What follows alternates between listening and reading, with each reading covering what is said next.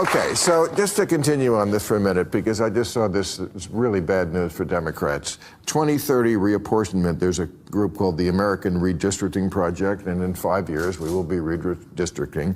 California is projected to lose 3 seats, New York 2, also going to lose a seat, Minnesota, Oregon, Rhode Island, Illinois, all blue states. Who's getting these? Texas, Florida, Idaho, and Utah. I mean, this looks like game over. You know, and the reason why people are voting with their feet is a lot of what your book is about. Yeah, taxes and regulation. I certainly been screaming about it forever. I did 3 years with a sign here that said, how long is it going to take me to get my solar hooked up? 3 years. Talking about it on television in this state. You couldn't do it. This state has almost 400,000 regulations. I just put in a new roof because the fire, I thought, oh, let's get a roof that's not going to burn up. 2 inspections. Why are you inspecting my roof? It's my fucking roof. If it falls on me, that's my problem. And we're taxed more than any other state.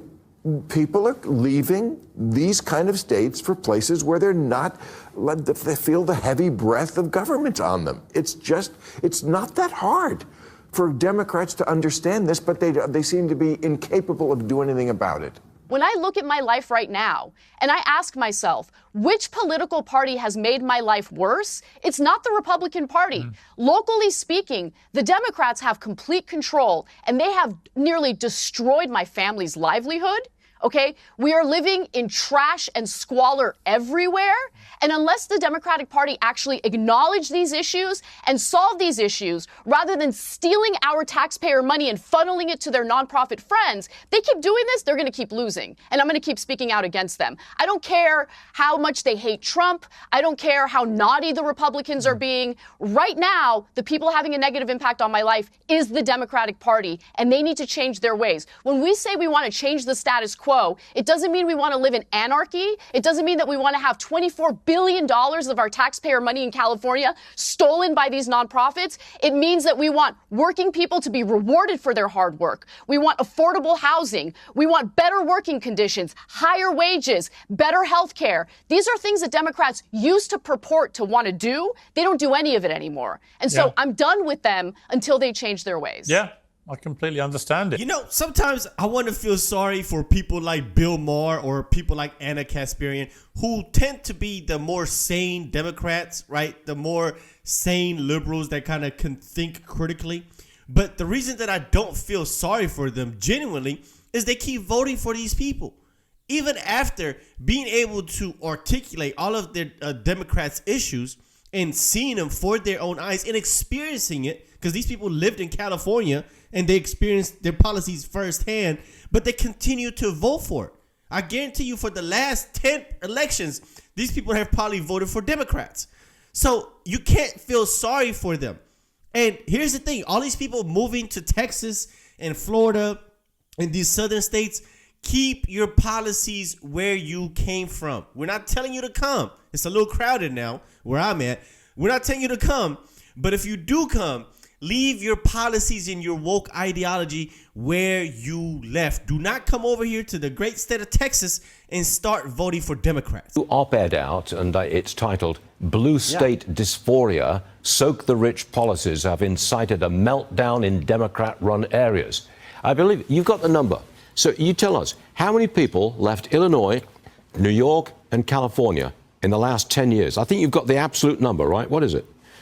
Yeah, it's close to 5 million people. If you add New Jersey, which is the 4th big blue state, it's about 5 million people. This is one of the biggest mass migrations in American history. You know, if you look at, for example, the states that gained the most population over the last 10 years, you're talking about obviously Florida, Texas, South Carolina, North Carolina, Georgia. Those states, the Southeast now has a larger GDP, total combined economic output, than the Northeast. That's the first time that's ever happened in American history. So what's happening is not just a migration of people to these low tax states, but also a migration of business activity, capital investment. Look, the South is where it's at right now. And what is the response by the blue states? They keep raising their tax rates. California just adopted a new tax increase. Their top rate, you know what it is today, Stuart, in California? Tell me.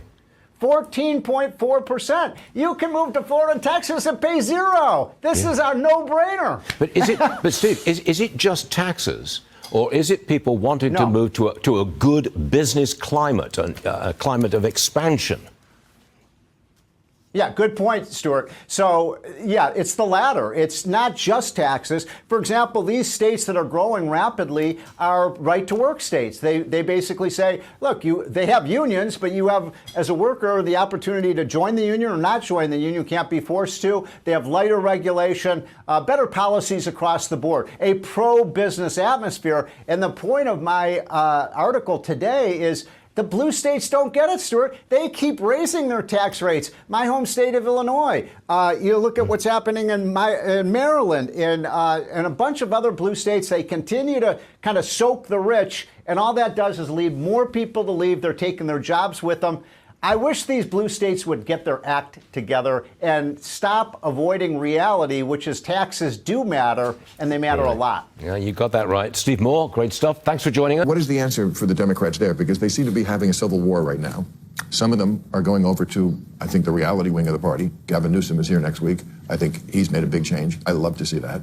Some of them are saying, get rid of Chuck Schumer, who kept the government running, which was the practical thing to do, and I think the Democrats would have looked worse if he didn't. But they want to throw him out for AOC. What's your view on that?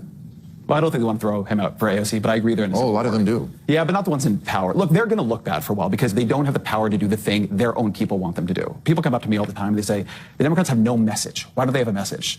And I say to them, no. If you listen to them, and I do, it's my job, they have a message. You'd like their message, fine, but they don't have any power.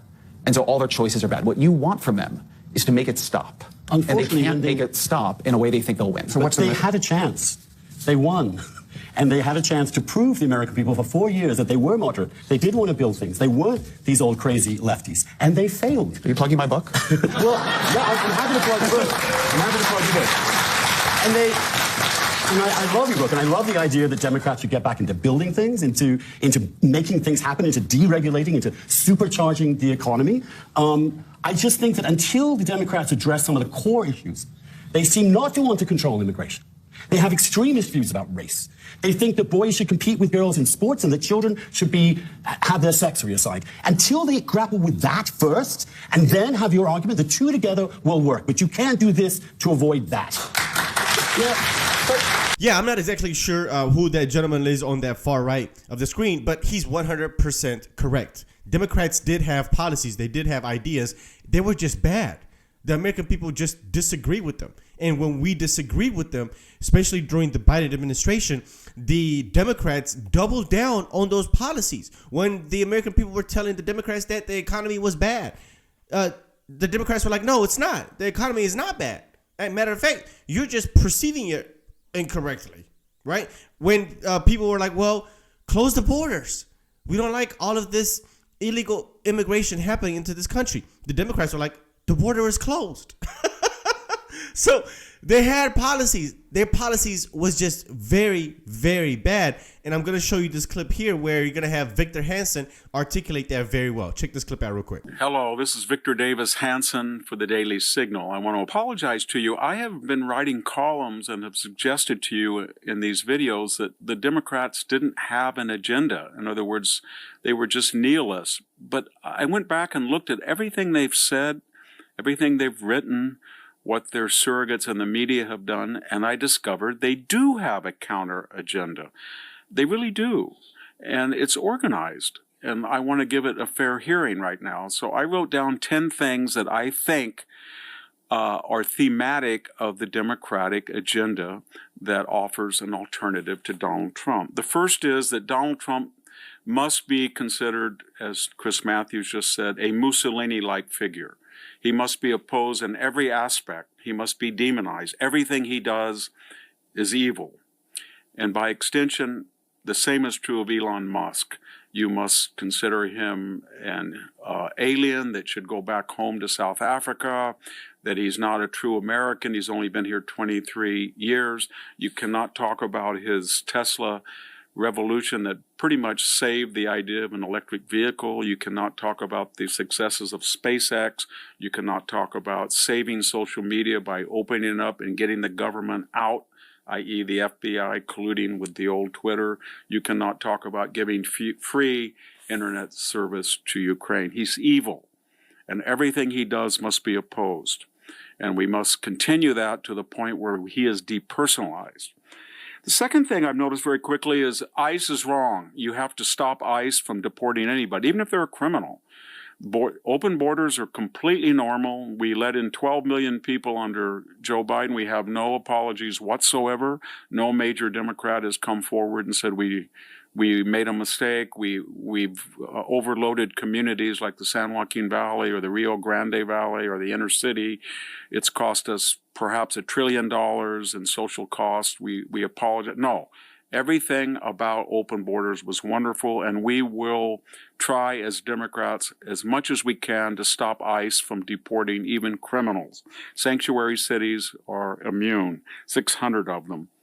Radical Palestinians are to be favored over Israel. We see that with the controversy over Mahmoud Khalil. We in the Democratic Party feel that Israel is a settler country. Now, this is the only issue that the majority of Democrats are clearly for. About 70%, 65% of Democrats favor the Palestinian cause. So there's no ambiguity about it now. Democrats feel that Israel is the culprit, and if there's anti-Semitism on campus, it's sporadic or it's done by people other than the pro-Hamas green card holder or student visa holder. There should be no cuts. No cuts in the federal government. We have a $1.7 trillion deficit. Joe Biden probably racked up $7 to $8 trillion in additional debt, but $36 trillion is no problem. We're not going to discuss it. All we know is there should be no layoffs. Everything that USAID was funding was fine, and the federal government was running perfectly until Donald Trump came. There was no abuse, fraud, anything. We have never talked about fraud and abuse in recent years, and there was a reason why. We're perfectly happy with these massive deficits. Ukraine, Donald Trump with his art of the deal antics, threatening to cutting off, restoring aid to Ukraine, it's a mess. We have to go back to the Biden approach. We'll do whatever it takes for as long as it takes.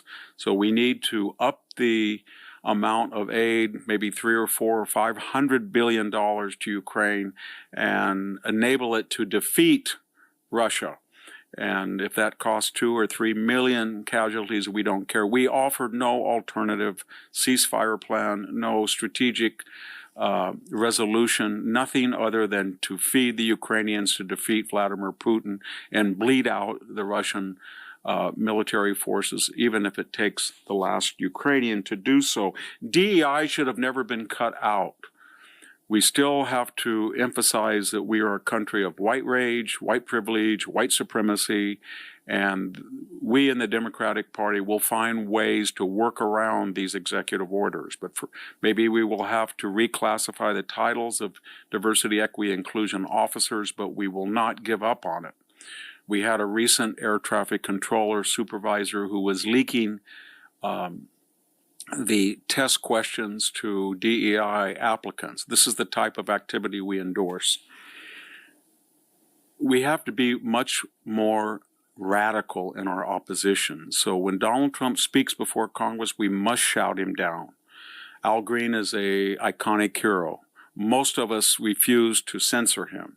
He shook his cane and disrupted Congress. That's good. Jasmine Crockett is the new spokesman of the Democratic Party. And in association with that also, it's very important for us to use the F word, the SHI blank word, the DICK word. We're going to make videos where we use this profanity. We're going to shout out that in Congress. The point is that to appeal to the lost middle-class supporter, we have to sound earthy, and we plan on doing that. And finally, we've got to create chaos. So anything Donald Trump, as I said, anything that Elon Musk does, any cabinet members' initiatives, we have to go hysterical. And the point is this: we prefer slow decline. We understand we had $36 trillion in debt.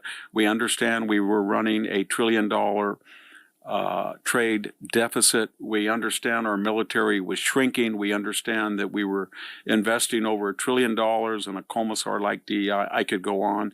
But that was a slow decline. It wasn't controversial. With the open border, yes, it was open, but there was no hysteria. We just let in 12 million people illegally. We even flew them in at night so it wouldn't bother you. So the point is, slow decline, quiet, calm, is much preferable to loud restoration. Why cause all these problems? We were declining very slowly. We could have gone on like this for 20 years. But why did we have to suddenly think that we needed to stop and to arrest the decline? That's pretty much it. A 10-point agenda by the Democratic Party. I couldn't have said it any better. But to simplify it, in a nutshell, all he's saying is that the Democrats oppose anything that's common sense. Anything that is common sense, the Democrats are going to oppose it. But their biggest reason for opposing any of these things that make sense to most Americans is that they don't have any leverage or any power right now, because all of these ideas, once again, are common sense. So how do you attack something that is common sense that most people agree with? Well, you just act hysterically and demonize it as best as you can, because you can't come up with something better. Since you can't come up with something better to gain power, to regain your power, then you go after the person that has the better idea and you just attack them. That's it. That's their idea here. That's their strategy. They cannot come up with any policies that would defeat Donald Trump, just policy-wise. Ignore Donald Trump as an individual. There's nothing that these Democrats can say that will trump what Donald Trump is presenting. And these people had already had the opportunity for the last 4 years to do those things. So not only did they fail in presenting to us by action what they believe and how good their policies are, but they don't have anything else to go against Donald Trump's policies to give us something better. So they just go and attack him as a person. And that's it. That is the Democrat strategy that they're running with at this moment. That's why you see these people literally going against and raging against everything.